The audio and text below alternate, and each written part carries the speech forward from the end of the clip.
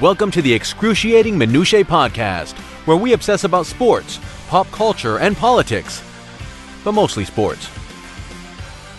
Here are your hosts, Randy and Steven. And hello, everybody. Welcome again to another episode of Excruciating Minutia, where we'll be talking today about the AFC and NFC championship games that took place yesterday. I'm Randy. I'm joined by Steven. Steven, how are we doing today?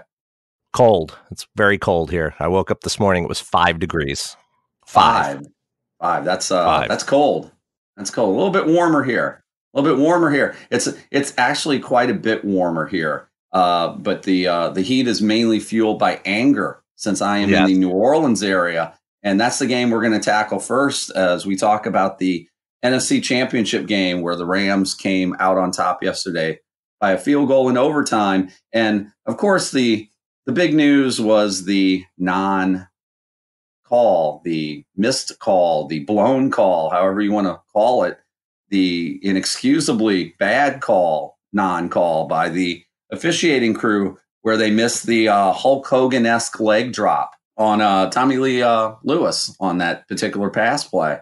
And we were talking about it, and we have kind of differing opinions on how this turned out, but that was the key moment of the game and cost the Saints a trip to their second Super Bowl. And that no call is getting all the press today, though I think there are other things that should be getting some note that I think affected the game, maybe not as much as you. Your quick take on the no call. I already know what you think about it, so let's hear your anger. Will be less than the people here in New Orleans, but let's hear it. Sure. The Saints were just absolutely killed by that call. However, they did a number of things that maybe would have mitigated it over the course of time, but there was one thing that cost them the game. All those little things may have cost them the game. This one call cost them the game. If they don't blow the call, if they make the call, and again, it could have been called any of three different things. Could have been called pass interference. It could have been called a helmet-to-helmet hit. It could have been called an illegal hit to a defenseless receiver. Any of those things. Three blown calls on the play. Yep. Correct. By two officials who were both watching the play, both within 3 or 4 yards of the moment of impact. And neither of them thought that they should throw a flag at that moment. Just a horrific, horrific call. It will be remembered forever as the blown pass interference game. We'll be talking about this game 40 years from now. It'll be remembered this way, the same way that the fumble Ruski game in the playoffs, the way that the Tuck rule game was remembered. All of those bad calls or bad interpretations of the rule or just bad rules, whatever. You actually mentioned a game from a different sport, the Don Denkinger blown call in the, the 86 World Series, where Kansas City, 85 World Series, where George Orta was trying to hustle that out and was clearly out at first base and ruled safe. And that ended up leading to a Kansas City rally and a World Series victory. And we still talk about that call. And that's been a long time ago. That's 30 years plus after the fact that's remembered. And you think this will be a call along those same lines? I don't know if we'll still be alive talking about it in 30 years, but somebody will be, I presume. They will be in New Orleans, that's for certain. Yeah. As great of game it was a fantastic game, back and forth. It will always be remembered as the blown call. There's no two ways about it. The Saints did a number of things wrong. They should have probably scored touchdowns the first 2 drives of the game. Instead, they wound up with 2 field goals. I didn't really like the way that they played that last drive of the first half, where, they had kind of been playing straight defense the whole game, and for some unforeseen reason decided they were going to just start blitzing Goff, and he was burning them badly. And then they got they got a score right before the break, kind of blowing the fake punt play. When I first saw it, I wasn't sure if it was maybe just a slip, but no, just blown play. They should have seen that coming. I'll get into that. Yeah. A number of things. I know you'll get into that last drive of the game, a couple plays before the blown call, not running the ball when they were trying to run out the clock. I have a few opinions on that. Just a few. Yeah. I really am. I'm upset today for a number of reasons. I'm actually a little bit more upset that I don't get to rant and get as angry as I was yesterday about this, or even earlier today before coming on the broadcast today about this game, because I was really prepared to rip into Sean Payton for that play call right after the 2-minute warning, right after the Ted Ginn reception, where the Saints inexplicably passed the ball on first down, because that's a terrible, terrible, terrible play call in that particular situation. But before I get into that, we can talk about other things. You mentioned the fact the Saints only came away with 6 points on those first two offensive possessions, where they easily could have had 2 touchdowns.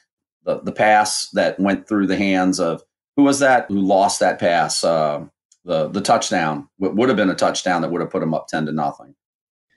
That was the tight end. Can't remember the guy's name, but we talked earlier that the Saints have not really had a big time tight end since Jimmy Graham was traded away to Seattle. Benjamin Watson, of course, didn't play yesterday. Maybe Benjamin Watson comes up with that pass, but that was kind of a big play because we talked about it. The Saints really dominated that first half, and the fact that the Rams were within a field goal seemed almost mystifying. That the Saints had clearly outplayed them by a much larger margin than the score indicated, but they didn't put them away. They had opportunities to. The fake punt was a failure, I felt, from the Saints coaching staff to not recognize that. McVay, much like Payton, is a coach who likes to gamble, who likes to do things that are a little bit unconventional. And in a position like that, the Rams were down, what was it? It was 13-0 at that point. They had done absolutely nothing offensively. Jared Goff looked like the stage was just entirely too big for him. It was a 4th and 5. The Rams were on their own 30. They had just started the second quarter, but I remember I was watching this game and surrounded, by the way, by a huge contingent of New Orleans fans. I was in my other avenue of employment at the time watching the game. So I of course, living down here in the New Orleans area. Everyone around me is a Saints fan. And so I'm in this crowd of nothing but black and gold. And I'm watching this, and as the Rams went up to the line, my first thought immediately went to fake punt. Fake punt. This is a perfect opportunity to turn this game around. You pointed out that if the Rams don't convert, that they're going to basically maybe be dead in the water at that point anyway. The Saints would have had the ball inside Rams territory, pretty much already in field goal position, and a touchdown could have then just completely put the game away. But I think the Rams were desperate to get something going. I thought it was a very gutsy call. I had no problem with the call. And the Saints seemed completely unprepared for it on that, which is astounding considering that the Saints went for a fake punt in a similar situation the week before against Philadelphia when their offense was struggling. You know, what happened last week against Philly? They went for it on 4th and 1, correct? Yes. You would think the Saints would be mindful that that's something that you could have seen, but that's wasn't the case. It was such an easy conversion. It was almost like it was a routine play. I just remember watching it unfold like, well, there's the snap to Johnny Hecker, who's the Rams punter, and hey, there's a pass, and hey, that guy's open, and there's an easy first down. I'm like, that looked more efficient than any offensive play that the Rams had run up to that point. And I just remember being kind of astounded that the Saints were not at least somewhat wary that maybe the Rams are going to try something to get themselves back into the game. But we talked about it. It was a first half that seemed a lot closer. I thought that was a huge momentum changer, that it really got the Rams back into it. It turned the game around in many ways. At that point, it was very much back and forth. So the Saints are driving. It's a 20-20 game. They're headed down. You get the big catch by Ginn. You're under the 2-minute warning. And again, here I am surrounded by Saints fans watching the game. And I'm thinking, this is pretty much going to be game over. What's going to happen is you're going to run the ball. Because my first thing was, well, how many timeouts do the Rams have? And then I realized they didn't have all 3. They only had 2 because they had to burn one due to crowd noise. So they wouldn't take a delay of game, couldn't hear the signals, couldn't get the play off. The Rams only had 2 timeouts. So I'm thinking, you're going to run the ball. You're going to get the Rams to burn a timeout. You're going to run it again. The Rams will burn another timeout. You're going to run it a third time. Maybe you get a first down on one of these runs. Maybe you don't. Even if you don't, you kick a field goal. At this point, you've run the clock down to a minute, maybe a little bit less. You get a kickoff, and the Rams are staring at needing at least a field goal to tie, needing to drive at least 40 yards. You're not going to have really plays in the middle of the field necessarily open. You're going to want to be looking towards the sidelines because you don't have any timeouts. And again, the dome's going to be loud. It's going to be very, very difficult for Jared Goff to do that. And there the Saints are passing on first down. Incomplete, stopping the clock. And every Ram fan watching the game had to be like, hallelujah. That just is a huge, huge mistake by the Saints in that particular situation.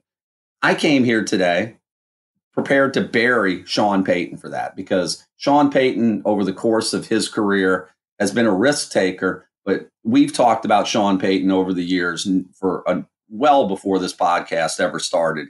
And I've always thought Payton was one of those breed of coaches who thinks he's the smartest guy in the room, and often he is, but is one of those guys who likes you to know he's the smartest guy in the room. And he tends to do things we've seen in the past where it's like, why did he do that? What's going on here? And I thought it was a bad call to throw the ball, and I was ready to bury Payton for it. And in fact, I even said last week that, I thought the Saints would win, but if Sean Payton did something that was kind of strange or a little bit off the beaten path, that might lead to a Rams upset. I think I said that. And in fact, I think we have a clip of that, don't we?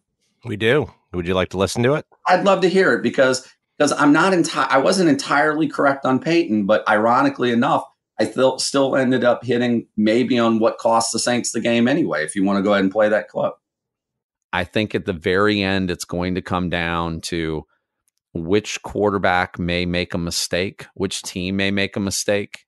And Breeze has been so efficient this season. I think the Saints will win unless Payton does something goofy, or if he goes off and we look back next week and say, well, the Saints did this, this, and this. That didn't really make any sense. Then I think that would bring a Rams upset. There you go. So here's the interesting point. You listened to the press conference. I did not get a chance to listen to the post-game press conference. And Sean Payton was asked by a reporter why they did not run the ball in that particular instance. So I didn't hear it, but you did. What was Sean Payton's answer to that? His answer was that they had called a run, but they checked out of the play. He didn't say who. He didn't say that he did or that Breeze did.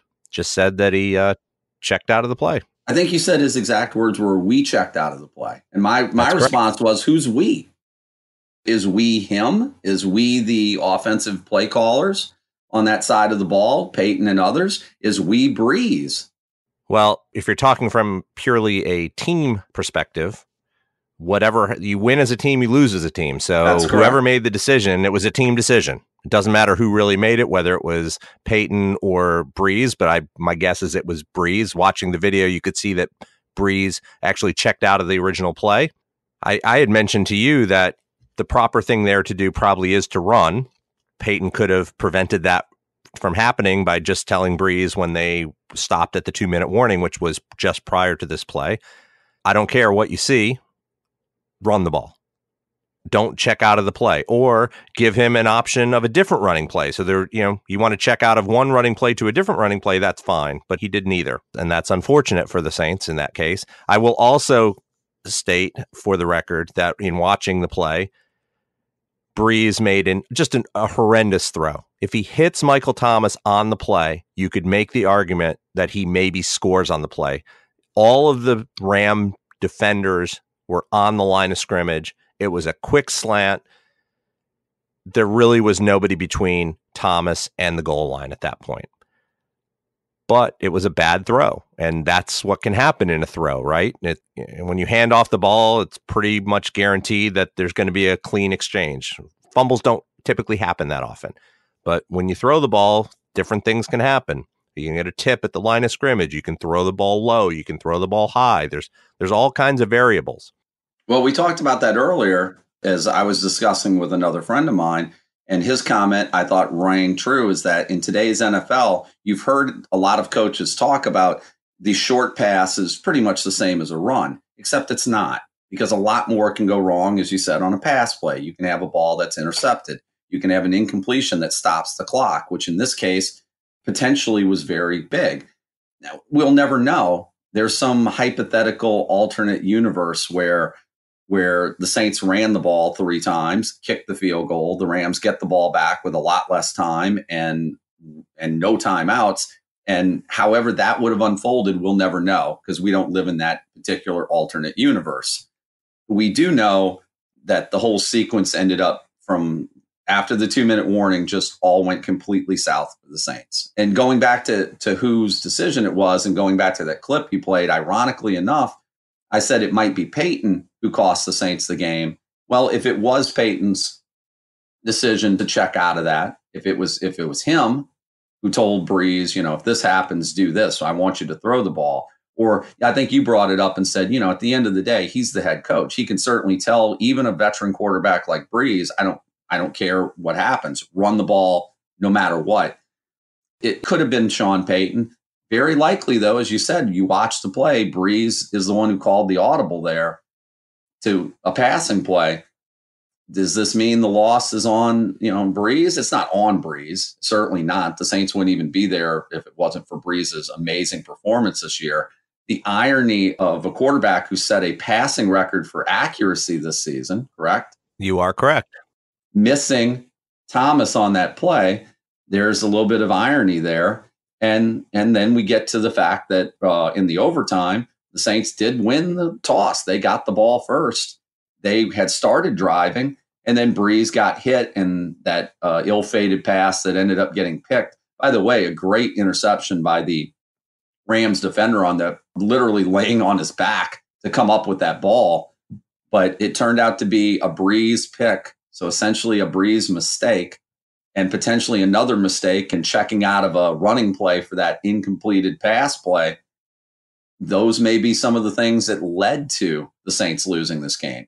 Because we talked beforehand what actually cost the Saints the game. And you're exactly right that the call by the refs was inexcusably missed. Terrible officiating. But then again, we can't really be surprised. Terrible officiating in the NFL, whether it's in the regular season or the playoffs, seems to be a constant that we're always seeing officials miss calls, officials throw flags when they shouldn't throw flags. And we'll talk a little bit about a couple of those potential missed calls that might have happened in the later game during the New England-Kansas City game. It's clear that led to, that's the direct result of the officials missing that non-call. If they make the correct call there, the Saints have a first down. The Rams will have already burned another timeout. Then at that point, the Saints can, one of two things happen. The Saints can kneel it, force the Rams to use the timeout, then run the clock down, kick a field goal with no time left and win. Or it's possible the Saints try to run the ball because the Rams had a timeout. Maybe Sean McVay tells his defense, they run, get the hell out of the way. Because we can't stop the clock. They're going to run it out, let them score a touchdown. But then we get again into the hypothetical. Let's say they give it to Ingram or Kamara, whoever. Maybe they don't think to go down. Maybe they just take it, hey, the field's wide open. I have a touchdown. Maybe they run in. Maybe the Rams are down 7 with a timeout and 1:30, give or take, left on the clock. We don't know what happens in any of these situations. These are all hypotheticals. We do know it was a terrible call where there's absolutely no disagreement from the two of us on that. And the officials who made it should be embarrassed that they missed that call because, again, there are people that were sitting in LA on their lawn chairs who weren't even watching this game who probably could have seen that call. It was so egregious. It was such a bad call. I think I mentioned earlier the comparison to like an accident. I'm a big historian when it comes to aviation safety.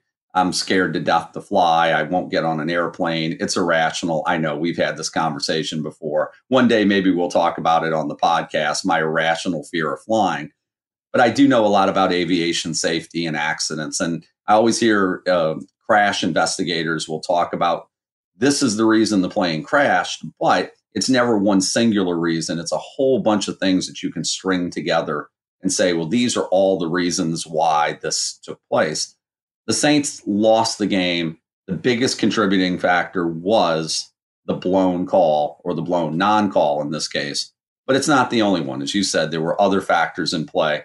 And I really still will believe that not running the ball in that situation maybe have made a huge difference. And maybe we're not having this conversation if, again, they just simply run the ball 3 times and then kick the field goal then. But again, you had different thoughts on that. So I do. And to use your airplane analogy, I'll continue on that analogy. What you talked about, where there's a number of different things that cause the plane to crash, right? It's usually human error and this and that. That's the case with some crashes, right? But sometimes a crash is just caused because, the Lockerbie, it's a bomb. A bomb goes off. There's nothing anyone could have done, right? At that point, the bomb goes off. Done. That's not entirely true, though. Because like in Lockerbie, and again, not to go too much off a tangent, the bomb actually brought the plane down, but there were all kinds of safety miscues and lacks in safety procedures at that time in the way aviation safety and luggage and matching it with passengers, that if these things had been done, that could have been caught before it ever got onto the plane. But you are correct in that the plane went down because of the bomb. Absolutely. This blown call was the bomb. Okay. Simple as that. The one thing I thought was interesting was that New Orleans, it felt like they dominated, but the stats don't really support that. So the Rams had far more yards. They were more effective running the ball. Not significantly, but they were. They had more passing yards. Where was Todd Gurley? I think he was hanging out with LaDainian Tomlinson, sitting on the bench. All he was missing was a helmet with a dark visor, and it would have been the same thing. I'm not sure what he did. He had 4 rushes for 10 yards. He did have the touchdown. 1 reception for 3 yards. He had 2 really bad drops in the game as well. Goff's first pick, or Goff's only pick, was early in the game where the ball went through Gurley's hands for the interception. So Correct. So I don't know where he was. And they claim after the game he wasn't hurt. He says he was just bad and they didn't play him because he was just having a horrible game. I don't believe that. You want some swampland in Florida? I can sell you that if you buy that. Or a bridge in Brooklyn, either one. Exactly. There was some interesting reaction that I'll share with you on, throughout the media. Do you get the Times-Picayune down there? I get the Advocate. I don't get the Picayune anymore. I get the New Orleans Advocate. Shameless plug for them. So the headline on the Times-Picayune, the main headline, was "Reffing Unbelievable," which I thought was cute. Nice. Twitter went crazy. Twitter was just nuts. And basically everyone except Richard Sherman thought it was a terrible no call. Richard Sherman was, basically like, I don't get it. Pick plays, no problem. Pass interference or anything else. It's pass interference. He loved the call. The defender was interviewed after the game. Roby Coleman was interviewed. He goes, I killed the guy. He goes, I thought it was going to be called. That was, he was as shocked as anyone. Yes. And he started making this thing like, oh, the referee told me that it was a tip pass, and it was not tipped. And even if it was a tip pass, it still was a helmet-to-helmet hit. It still was an illegal hit to a defenseless receiver. If it was tipped, which it wasn't even close to being tipped. That just eliminates one thing you could have called and thrown a flag on, not the other two, right? Correct. Other funny things I saw online is that there was a Louisiana eye doctor in Covington, Louisiana, who was offering free eye exams for NFL referees. That's awesome. And Todd Gurley posted a fake photo on his Instagram showing him exchanging jerseys with head referee Bill Vinovich. Oh, my God. Conspiracy theorists will love that. Even the Rams know it was a terrible. They completely got away with one. I have not seen anything showing McVay talking about it, but I'm sure we'll find something at some point. And my question to you, actually, I have a few questions for you. Should heads roll because of this?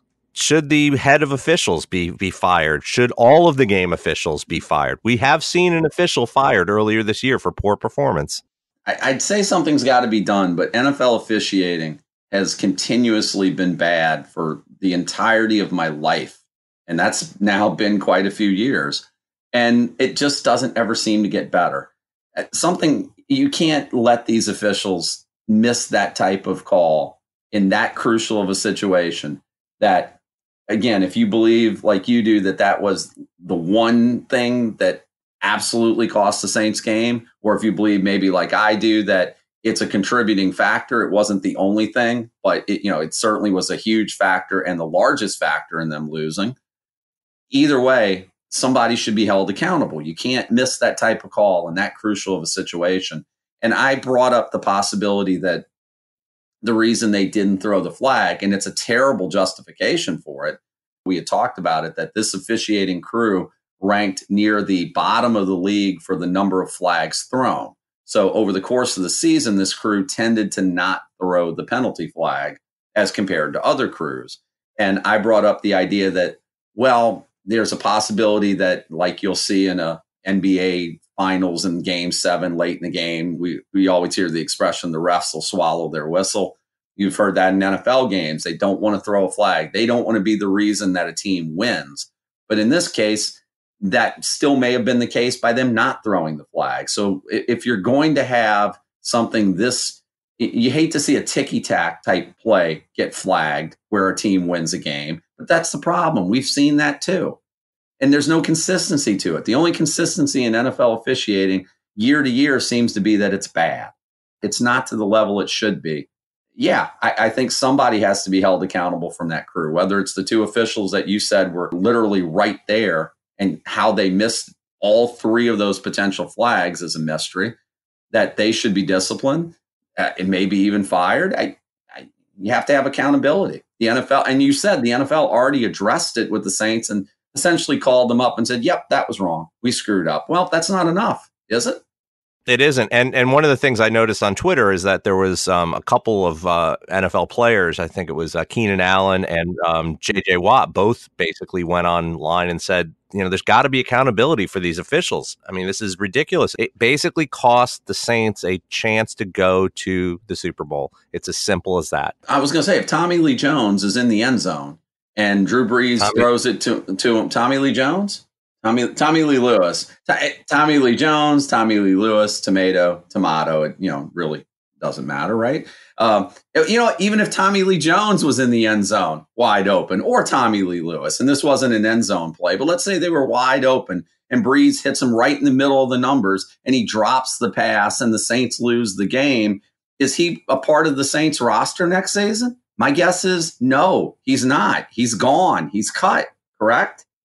Correct. What's the so Keenan Allen, if he's one of the ones who said there's got to be accountability, he's right. If a player screws up so badly that it costs you a trip to the Super Bowl, unless said player is a superstar, that player is probably not wearing that team's jersey next year. By the way, not that I'm still bitter, but let's go see if Cody Parkey's wearing a Bears jersey next season. My guess is there's a decent chance he won't be.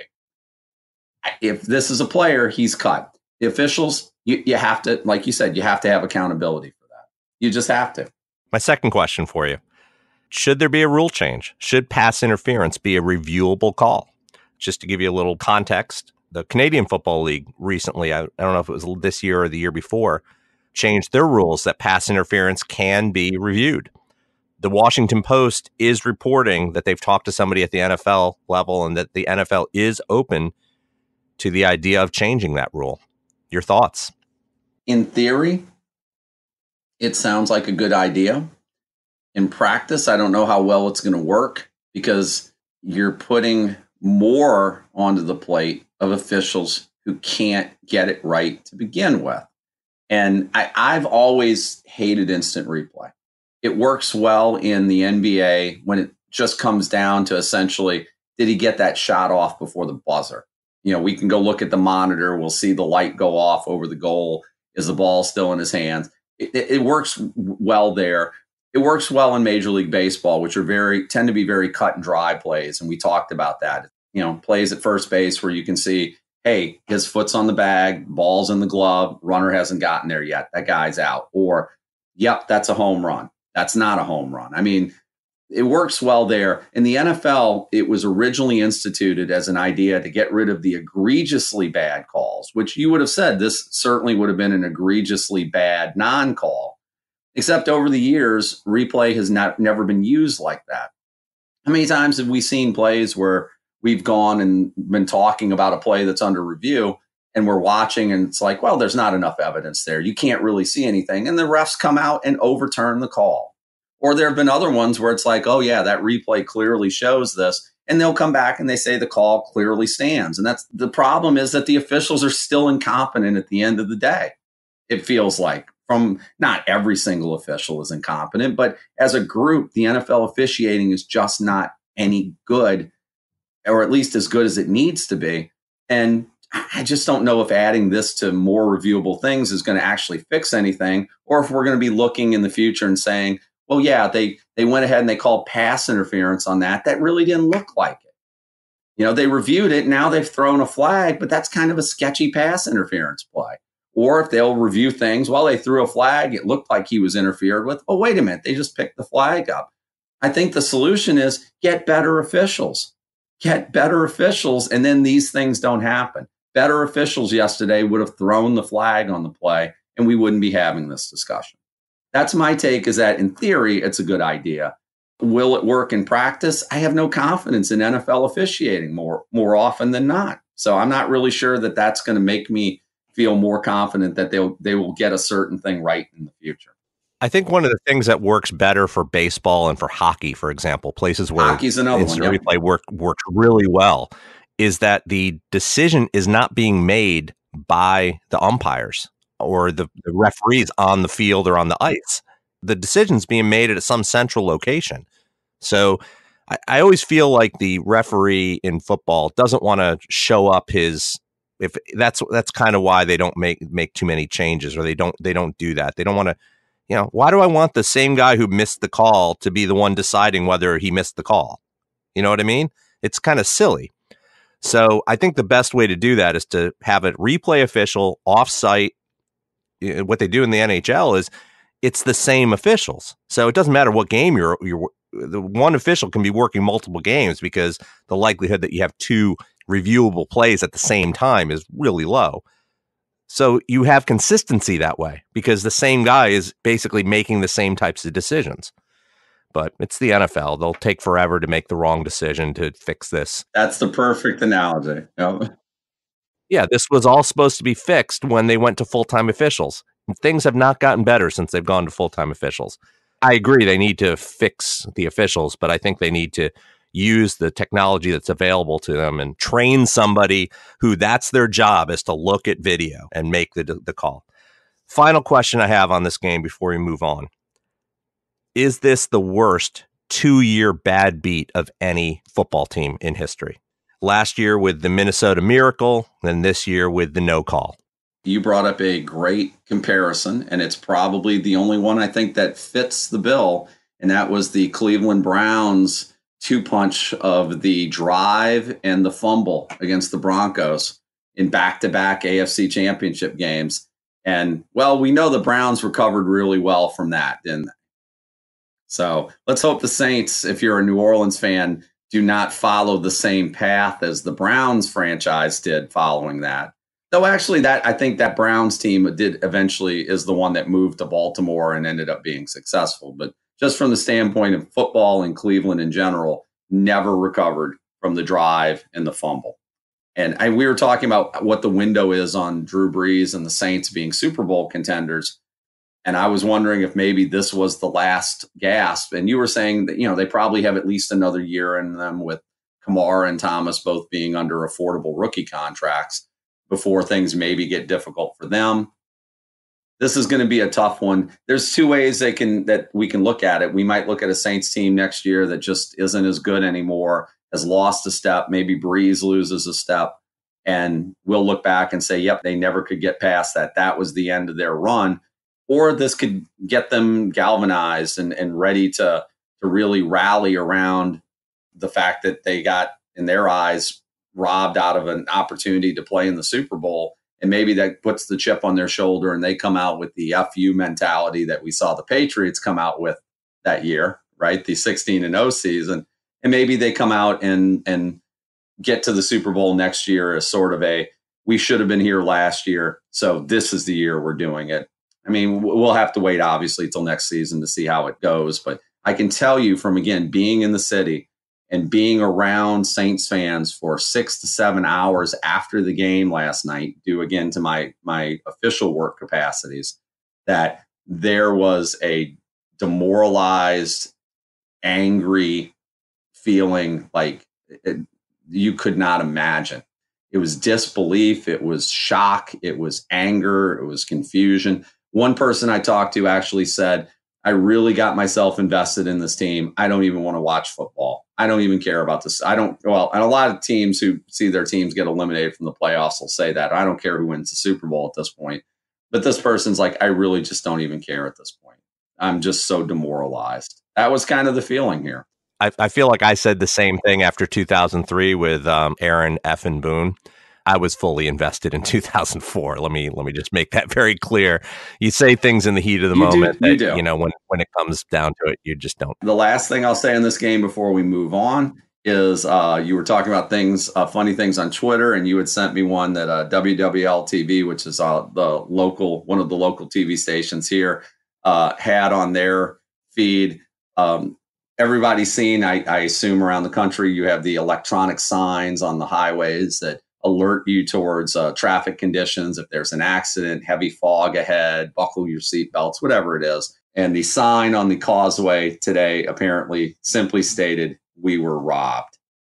That was your traffic advisory. So I thought that was very appropriate and very funny, and pretty much represents the mood down here in the Crescent City today on a very dark Monday.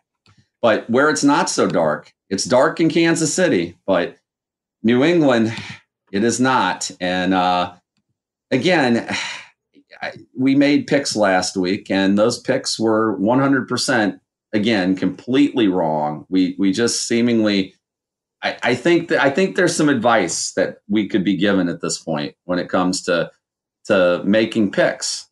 If every instinct you have is wrong, then the opposite would have to be right. Jerry had it best. He knew. And it's ironically, with a podcast of the name that we have, Excruciating Minutia, it would only make sense that Jerry Seinfeld would be the one to give us advice that maybe we just need to start whatever we're thinking we're going to make a pick. Just let's not make it and go the opposite way, because we pretty much got wiped out with our picks last week. Did we not? We both picked the games wrong. We picked the line. The only thing we got right, I think, were the over-unders, which are the thing I'd be least likely to be betting anyway. Did the Chiefs, because I think we picked, well, actually, I don't know. What was the over-under on the Chiefs-Patriots game? It was like 56 or 57. They scored 68 points. Did I go with the over? Yeah. Or did I go with the under on that? You did. I went with the over. I actually got that. You went the over. I actually got that one right. That's like the only thing I got right. No, you got the under of the New Orleans game. You got both the over-unders right. Those aren't the ones I care about, though. But those are sometimes the easiest ones to predict. Those are the bets that you can actually make money on. If those are the easiest to predict, I'm amazed. Well, I'm not amazed. It's not surprising I'm actually maybe getting those right, because I'm not getting anything else right. I believe my comment 2 weeks ago when you picked the Chargers and I picked the Patriots was that I wasn't going to bet against Belichick and Brady. And then last week I said, I just thought you had it a week late. That was the week I was going to bet against them. And I was wrong. I have another sound effect or another clip for you for that too. Hold on. I immediately regret this decision. Yes. Anyone who bets against Brady and Belichick at this point should be saying that. And I'm speechless. And I did not see, again, due to my other work commitments, was not able to really see a lot of this game. You saw a lot more of it than I did, but I saw the whole game. You saw the whole game. So the only thing I can say is at the end of the day, I thought the Pats had the best chance of winning if they were able to control the clock. They did. If they were able to keep Mahomes and the offense off the field more and keep their defense on the field more, they did. They ran a ridiculous number of plays compared to what Kansas City ended up running. I'm looking for the exact numbers here, but it was almost I have it for you. 94-47. 94 to 47, 2-1, exactly. 2-1, yeah. exactly, 2-1. Yeah. The game score was obviously close. They ended up going to overtime, but I'm just amazed. Is the only thing I can say. I'm not shocked that they won. I'm just continuously in awe of the way the Patriots win games and go to Super Bowls and win big games with Belichick and Brady. And it doesn't matter who the supporting cast is. It doesn't matter what they have to do. They went into a hostile environment against arguably the future at the quarterback position, your next great quarterback in Patrick Mahomes, who, unlike the game against Indy, where we said he didn't really do that much, had a very solid game, 3 touchdowns, no picks, nearly 300 yards passing, and they ended up winning. And I like I said, I'm kind of speechless at this point. I don't know who to pick. At this point, I don't even think I want to make a pick for the Super Bowl when we get down to it, because it's not only going to be wrong, but my first instinct would be to pick the Rams, and I just don't want to pick against Brady and Belichick again, because they're just going to make me look stupid again, I have a feeling. But you saw more of the game, more of your thoughts on it than, like I said, I'm kind of at a loss. New England dominated, if you look at the stats, okay? We talked about time of possession, or you mentioned it was 44 to 21 minutes was the disparity there. First downs, New England had 36, Kansas City had 18, so half. Total yards, New England had 524, Kansas City had 290. Third downs, New England was 13 of 19 on third down. Brady had more passing yards than Mahomes. They had a lot more rushing yards, 176 rushing yards to only 41 for Kansas City. New England had 4 sacks. Kansas City had 0. They were a team that led the league in sacks, and they could not get to a very immobile Tom Brady. Underrated has been New England's offensive line this season. And they are playing at a high level, which is why they've been able to run the ball effectively the last couple of weeks. And as you said, they really got next to no pressure on Brady all day. And that was a huge factor in New England's ability to put points up in that game. Absolutely. Kansas City was dreadful in the first half. And I don't care how good of a team you are, you can't play half a game against New England and expect to win. It was 14-0 at the half. It should have been more, considering that Brady threw an interception at the 1-yard line, which is the first time he had ever done that in his career. Kansas City had 16 first half plays, 32 total yards in the first half, 0 points. And somehow, with all of these stats that have just shown that New England completely should have outplayed Kansas City and should have played them off the field. Usually when you see stats like this, you see a blowout. It was tied at the end of regulation and it had to go to overtime. There's probably one reason because of that. There were 2 New England turnovers in the game. Brady threw a couple of interceptions that may have made a difference. It obviously did make a difference. There's no doubt about that. But Kansas City had some bad luck. If you're playing against New England, you can't have bad luck. You need to have things break your way. On that last New England drive, there was D Ford lined up offsides on a play that turned out to be what should have been a game-ending interception. Completely lined up offsides. There's no question about it. He was a good half a yard offsides. There was a bad roughing the passer call, I believe on the drive prior to that, where the defensive lineman was called for hitting Brady in the head. And it turns out when you look at the video, he didn't hit him in the head. He hit him in the shoulder pad. And this goes back to the officiating, like as we were talking about earlier, where it's like you have a clear call in the Saints game completely missed. And you have a situation like this where it would have been very easy to not throw a flag, and yet you see a flag. So complete inconsistency as far as that goes. Though, again, talking about officiating crews, or this officiating crew that worked the Pats-Chiefs game actually ranked towards the higher end of the scale for number of flags thrown. So, again, maybe that's not such a surprise that they threw a flag where one wasn't justified there. There wasn't a lot of flags in this game. There were a few, but there was nothing. It didn't seem overdone at all. other things that happened for Kansas City that just were bad luck. The Julian Edelman muffed punt ruling that was overturned. When you look at the video and you have to look at literally like 6 different angles, he didn't touch the ball. As much as Kansas City wants that call, he didn't touch it. And I think I mentioned to you earlier when we were talking prior to going on air that to me, the tell on that is Edelman's reaction. And he never reacted as if the ball hit him. These guys, they're not thinking about this. They just react. And if it hit him, he would have reacted in such, oh crap, I got to get that ball. And he never did. He did not. So that was bad luck. It was bad luck losing the overtime coin toss and other bad things for Kansas City. On that final drive in overtime, they allowed 3 3rd and 10 conversions, 3 of them. That takes some bad luck for that to happen. It just does. Not just luck. I think it's the fact that their defense was gassed at that point. They were wiped out. They'd been on the field so much. They, like as you said, the Pats had such a overwhelming play advantage over them, that 2-to-1 play count. And I think the defense was very tired at that point. I also would like to point out, and just going back to it real quick before I forget, you mentioned the questionable roughing the passing call on Brady.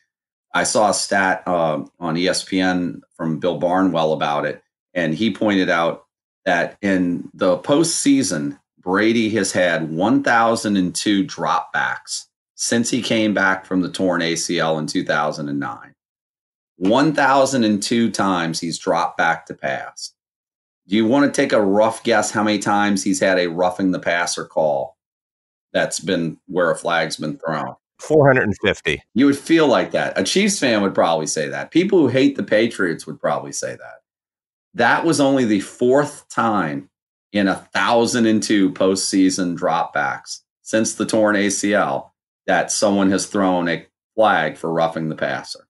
That's 1 every 250 dropbacks and change. They said that's right in line. In fact, it's a little worse than what you see in their regular season average. That's not very often. So it's a bad call, but it's not a case of, well, the Pats always get the calls or Brady is always going to get that call. You know, you hear that in the NBA, so-and-so, star player always going to get that foul call for him. That's not the case in this. It's a rarity that he gets the benefit of a call like that. So it was a bad call, but it's not like it happens that often. You mentioned they converted the 3 third down plays. So here's my question to you. Did you have any doubt when New England won that coin toss? Any doubt that they weren't going to go down and just score a touchdown and put that game away? Just based on it's Brady and it's the Patriots? The minute I did see, like I said, I was only able to see bits and pieces of the game. I was able to see the overtime. And the minute they won the coin toss, I looked at somebody and I said, this game's over. They're going to take this down. They're going to punch it in the end zone. This is going to be game over. Because it's the Pats. That's what they do. They just win. They just win every single year. And I know people are getting tired of it. And I heard someone on the radio last night talking about Patriots fatigue, and he wants to see new teams, and he would have much preferred to see Kansas City and Mahomes in the Super Bowl. And, I can understand that, but you got to win the game. And there's just got to be incredible awe and respect for the fact that the Patriots, no matter what, at any point, and we talked about this going into the game, at what point during the season did we ever look at the Patriots and say that they were even the best team in the AFC? Never mind potentially ending up they were 1 game away now from being world champions. We said it at one moment. And that was when they beat Kansas City the first time. Maybe. They had lost at that point to Detroit prior to that, correct? Yeah, but it doesn't matter. I heard somebody talking about it when I was listening to an inordinate amount of talk radio this morning. And they were saying that the way that New England approaches a season is that they're using the regular season as a preface to the playoffs. It's almost like they know they're going to go to the playoffs, probably because they're in such a terrible division, but they know they're going to the playoffs. They're doing things during the season to try things out, to try combinations, to try plays, to see different what works, what doesn't. And they're willing to lose some games during the season to prepare for the postseason. There's nobody better. There's no team better to take a loss and learn something about that and take that forward to the playoffs so that that doesn't happen again. That makes sense. There's a reason why New England, every 8 straight times they've been to the AFC title game. That's unprecedented. That's crazy. You mentioned the overtime, when they won the coin toss and you were like, the game was over. This is the third time that New England has been in a postseason overtime game. Every single time they've won the coin toss, every single time they've driven the field and won the game. The first time was against the Rams in the Super Bowl. And again, that was a field goal back in the day where first score wins. It wasn't the newer overtime rule. So that was the Super Bowl 36, the Vinatieri field goal. Here in New Orleans. In New Orleans, that's it. That is correct. The time before was the Super Bowl 51, which was the James White touchdown against Atlanta in overtime. And now this time, where they drove the field, and it was Rex Burkhead with the touchdown. So, now there's been talk about, do we need an overtime rule change? Is it fair that somebody basically wins based off of a coin flip? I will say I don't think so, because I back in the day where you could just win it with a field goal, I could understand that. But now, the Chiefs had a chance. They just needed to keep them out of the end zone, and they couldn't do that. That was it wasn't like it was a short field drive. It was a 75-yard touchdown drive, like you said, and with multiple conversions. And there's really no excuse from the Kansas City end today. They just got outplayed by a team that frankly on paper may not have been the better team. But I would have said beforehand that I would have thought if New England's going to win, it's going to be because Andy Reid somehow or another coaches his way out of a victory. I can't even point to that. I can't find anything just in the recap and what I've heard and talking to you where it's like, well, Andy Reid screwed this up and the Chiefs didn't do this. Granted, they didn't run the ball very well or that many times, but they weren't very effective running the ball at all. And again, we go back to when they lost Hunt, that kind of changed the dynamic of the team. And to some extent, the offense always looked a little bit less dangerous. Damian Williams had some good moments this season, but yesterday he was not particularly effective. I can't look at anything and say, well, did Kansas City really mess this up or mess this up? Like you said, they had a terrible first half. You don't beat New England by having one good half of football. They played very well. They were that close. But in the end, it's New England because it's always New England in these type of situations, it feels like. It's New England because it's Belichick. And Belichick's MO is always, he's going to take away your best weapons, or he's going to attempt to. It's going to take away your best weapons, and he's going to say, somebody else beat me. And in this game, he literally took away their 3 best weapons. He took away Hill. 1 catch for Tyreek Hill. 3 catches for Travis Kelce. With a touchdown. He did have a touchdown. And they stopped the defensive line. Those were the 3 things that he was able to do. And it's like, okay, so yeah, Sammy Watkins had a nice game, 4 catches, 114 yards. Damian Williams had a really nice game. Receiving. He ended up with, and a rushing touchdown. He had 3 touchdowns on the game. Not really effective running the ball. He had 30 yards and 3 yards to carry, but he did get in the end zone 3 times. So statistically, correct. From a fantasy standpoint, if you're in some bizarre league that's playing fantasy football still at this juncture, I guess there are those leagues that use just playoff guys. If you had Damian Williams on your playoff fantasy team, you were thrilled. But yeah, if you're stopping the Chiefs, their 2 main weapons that offensively from that standpoint are Tyreek Hill and Travis Kelce, and neither one of them had particularly good games. Even though Kelce had the touchdown, they were taken out of it. And as you said, their offensive line protected Brady all day, gave him the opportunity to do what he needed to do. The Pats did not run the ball for a great average, but they ran the ball a ton. They had 47 carries in that game. And that goes back to dominating time of possession and dominating the side of the ball and having Kansas City's defense potentially be tired to give up the late touchdown in the fourth and then the drive in overtime. So I guess the lesson here is you just cannot count out the Belichick Brady combo. You just can't do it. And you said you thought that after that Kansas City game earlier in the season, that would have been a time. I still didn't even think they were the best team in the AFC because I thought it was a huge win, but just they had still not looked right leading up to that. And I wanted to see more. And then they came after that win, and then they had games where they looked terrible. I mean, they got blown out by Tennessee. And we were talking last week. We were saying, well, if this game was in Foxborough, then I probably would have picked the Patriots. But they were having so much trouble winning on the road. At no point have I felt this season like this was a Super Bowl team, except at the very beginning of the season where my thought would have been New England is one of the favorites. And then they got off to such an uninspiring start and had so many bad performances. I'd pretty much written them off.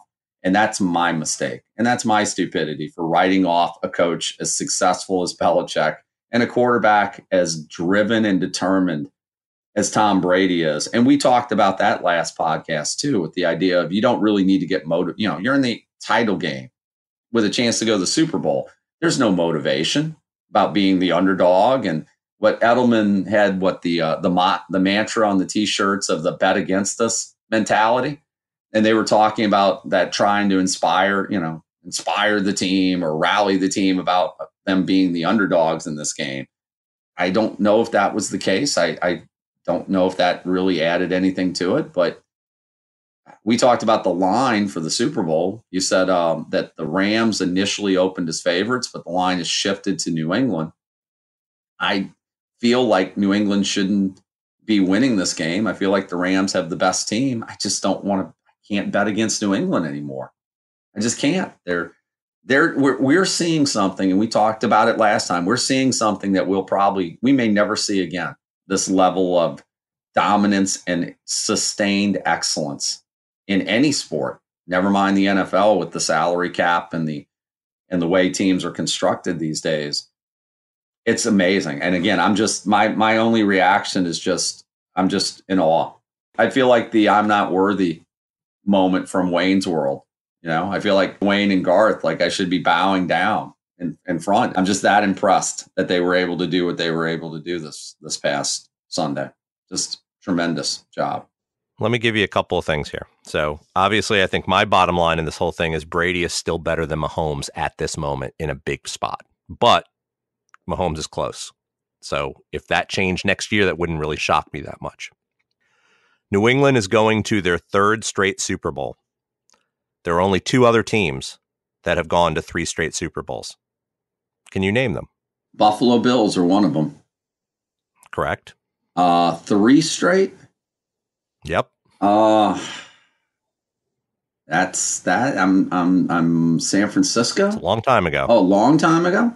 Minnesota. No, not Minnesota. So it wasn't Green Bay. Miami. Ah, okay. They lost and then they won 2 straight. And so all 3 of those teams are in the AFC East. I forgot about that simply because one of those teams is the unbeaten Miami Dolphins team. And I try to forget about them on a regular basis because I'm tired of hearing about their popping the champagne every year. So that's interesting that, all 3 from the same division currently. I know she didn't mention the Jets in that. Nope. And my guess is we won't be mentioning the Jets anytime soon in that kind of. No. I'm going to give you some other numbers that are kind of interesting. What if I told you Julian Edelman has the second most amount of postseason receptions? Julian Edelman. I'd believe it just because how many postseason games the Pats play. Yeah. Jerry Rice is number 1, just in case you're wondering, by far. He was pretty good. Yeah, he was pretty good.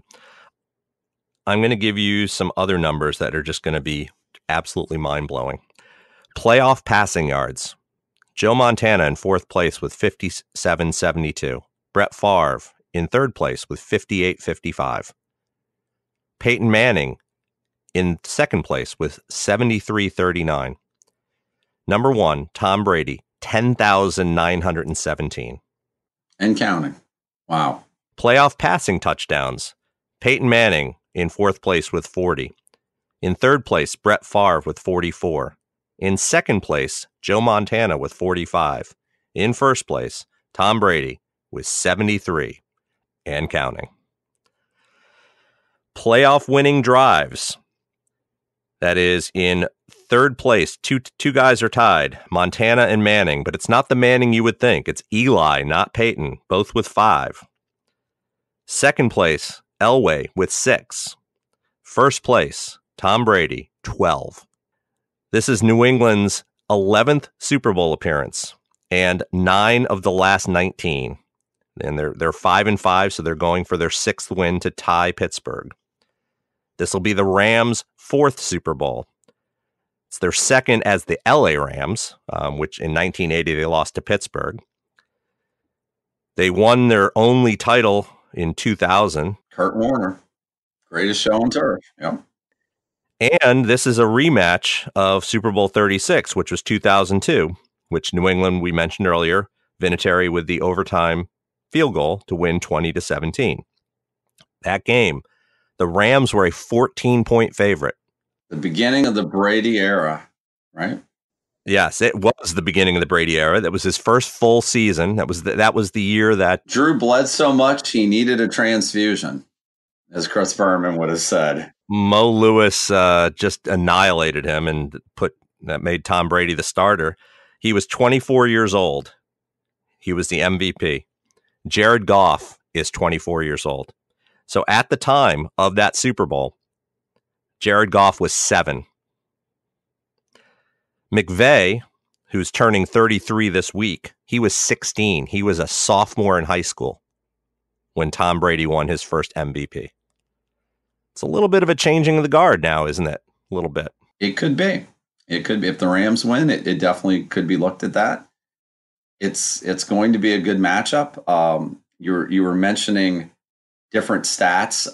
Tom Brady already is the oldest quarterback to have played in a Super Bowl, and he's just going to extend that to another year older with this one. Bill Belichick, by the way, 30 postseason victories. There are 2 other pretty decent coaches you may have heard of by the names of Bill Walsh and Don Shula. Combined, they don't have 30 postseason victories. Jeez. I mean, when you go to the postseason every year and you win games every year and you go to the Super Bowl, as you pointed out, 9 times in 19 years, these are the type of numbers you put up. That's the best way to kind of wrap it up today is just to say you can like New England, you can hate New England.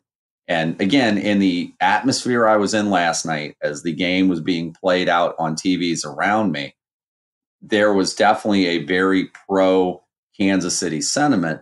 And I couldn't figure it out exactly because my thought was, New England should get again, being from the New Orleans area, New England should get a good feeling because they beat Atlanta and everyone in New Orleans hates Atlanta, hates the Falcons. That's their mortal enemy. That's the biggest rivalry. The joke is always that Saints fans root for the Saints and whoever's playing against Atlanta. So you would think New England would kind of have at least a little bit of a special place for having beaten Atlanta in the Super Bowl. And yet everyone was rooting, it seemingly, for Kansas City. I don't think it had anything to do from a gambling perspective that all these people had money on the game. But I think it just boils down to there are people that get, it's envy, it's hate, it's the whole, I'm tired of seeing New England. I'm tired of seeing New England. But there has to come a point where you just have to respect what they've done and you just have to stand back and admire it. You don't have to love New England, but you absolutely have to be in awe of this type of continued success. And if you're a fan of any other franchise, this is what you wish your franchise could be, right? Every single season in a Super Bowl conversation, and then delivering on it as often as you don't. 9 out of 19, that's nearly 50%. That's unbelievable, right? Yeah, there are high schoolers in Boston who have not known a bad New England football team. That's pretty amazing. It's a stretch of 18 years of unrivaled in football, unrivaled excellence. We mentioned it in an earlier podcast. The only two other franchises that I can equate this to is like the 50s Yankees, the late 40s through the mid 50s Yankees, and the late 50s through the 60s Celtics. This is a longer stretch of time. This is 18 years. And this is also in a time of the salary cap and free agency and, you know, things that weren't around back in the 50s and 60s in other sports. So it's just amazing.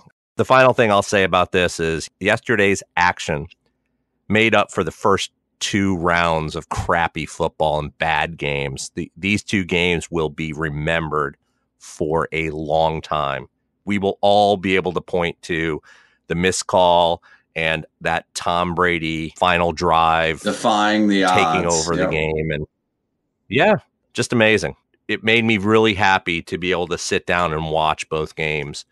You know, it was a long day. It was 7.5, 8 hours, and I felt exhausted at the end of it, and I didn't even play.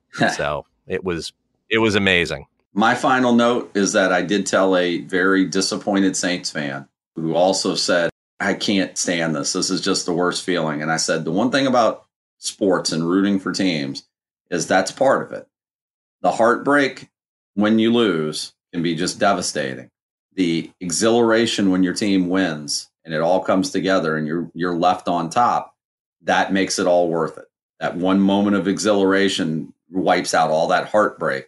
And for either the people of the New England area or the people in Los Angeles, one of those franchises and those fan bases will be feeling, well, each of them will be feeling those emotions come Super Bowl time.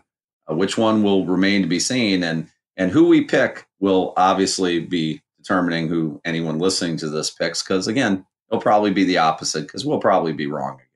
I think I'm going to pick Jacksonville. Can I pick Jacksonville to win the Super Bowl? I have a feeling I have as good a chance of getting that pick right as I do picking like one of the teams that's actually going to be playing. That seems like a good enough note to end it. So, Steve, if you want to take us out. Yeah, we'll be back later this week with our second part of our Hall of Fame discussion. We'll know tomorrow who is in and who isn't. And we've already made our picks of who we thought should be in or who would be getting in. Let's call it that. And we'll have more of a discussion about who didn't get in and who we thought should have and who we thought shouldn't have got in or even be close to getting in. And I'm sure that Randy will have a rant or two about that as well. So we'll catch you the next time. Thanks for listening. Thank you very much. Everyone have a good one. Thank you for listening to the Excruciating Minutiae Podcast. Check us out at excruciatingpodcast.com. Please subscribe to our podcast on any of your favorite podcast platforms and follow us on Twitter at excruciatingpod. See you at the next episode.